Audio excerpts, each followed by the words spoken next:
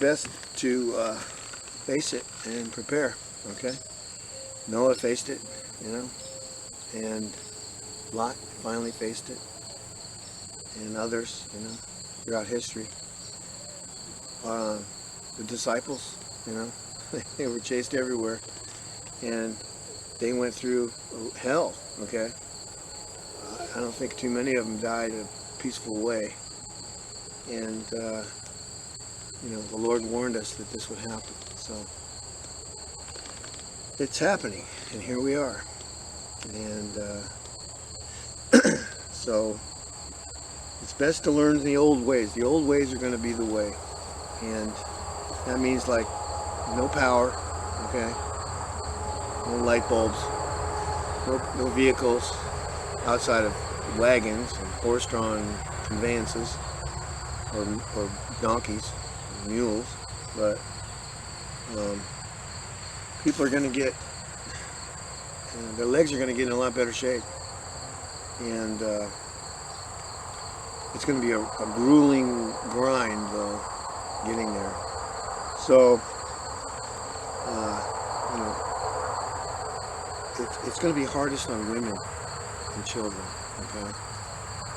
There's no way around that. It's just going to be hard for them, and it's going to be hard on the menfolk that are still out there, because they're going to have to watch it, and many of them are going to be powerless to do anything about it, and that is going to be really tough to take.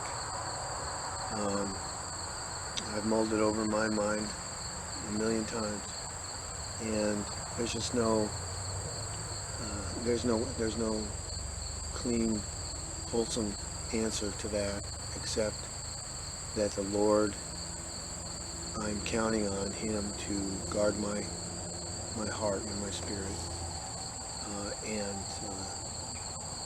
that I endure and I fight the good fight and do my best, you know? And so I encourage you to receive that, okay? Receive that there is the greatest hope of all, and He's still on the throne. He's coming back, and He is going to straighten this out in short order. And I'm looking forward to that day. I may not live to see it, but at least in this flesh, but I will see it, and you will see it. So, you know, but in the meantime, we have to, you know, we have to live in this world, not be of it, right? So, it's best to just get yourself ready and suck it up and drive on, move out and draw a fire. So that's what I'm trying to do. Pray, you know, that's probably the most powerful thing we can do is to spend time in the Word and in the prayer closet, and you know, examine ourselves. I do that. I'm doing that, and you'd be surprised what you find. So and then, you know, ask the Lord to help cleanse you of these things or whatever. So it's a constant thing. It's a constant thing. It's like, you know, you have a nice, beautiful car. You have to constantly wash it, right? Well, you know, or some tool. You have to keep it clean and honed and sharp. So it's a constant process. You know, we won't be done until we go home. So and then, boy, there's an eternity of learning more going on. So, you know, it's a wild trip. And anyhow, so I'm gonna do a little plinking. I think I'll set this up and let you watch. I gotta set up a target and then come back over here and clean it. So anyway, so that's it.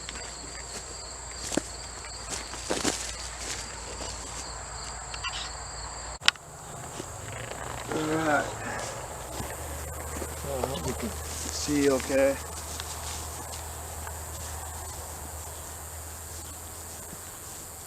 My trusty little paper,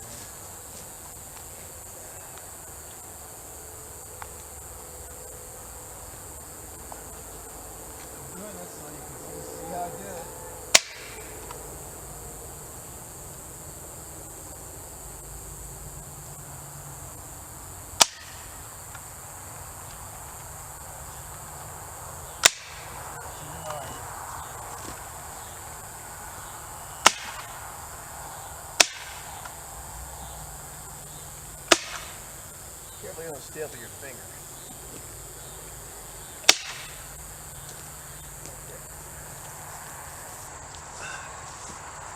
Here's my little trusty stapler I use for work. So, anyhow, let's see. It looks like it's gonna be all right. Let's see, where is that at? The bush. There, okay.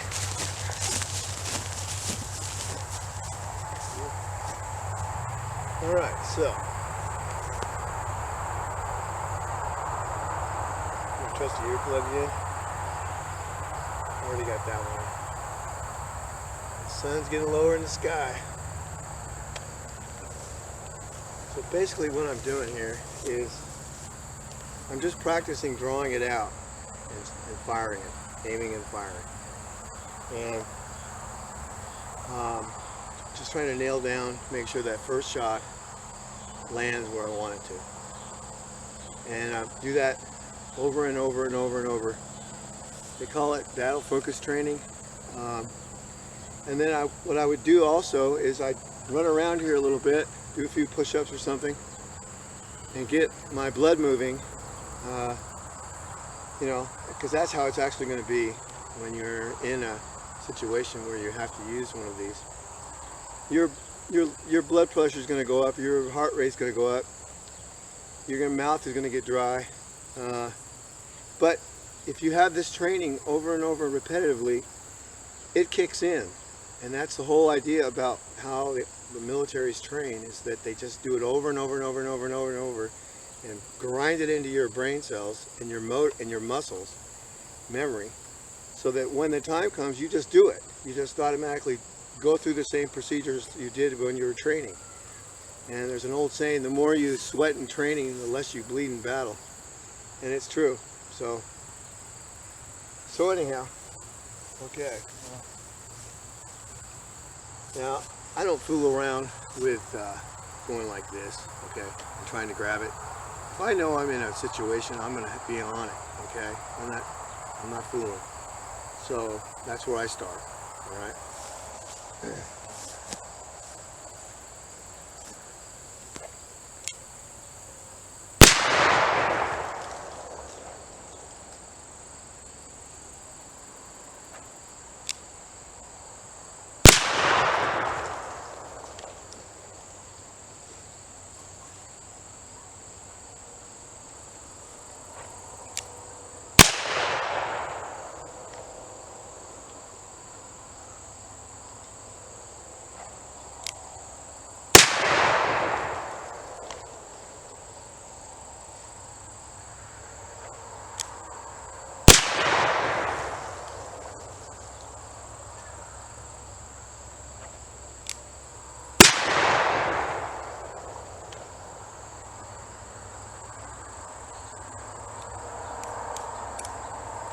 Counted 6. What I'm doing here is basically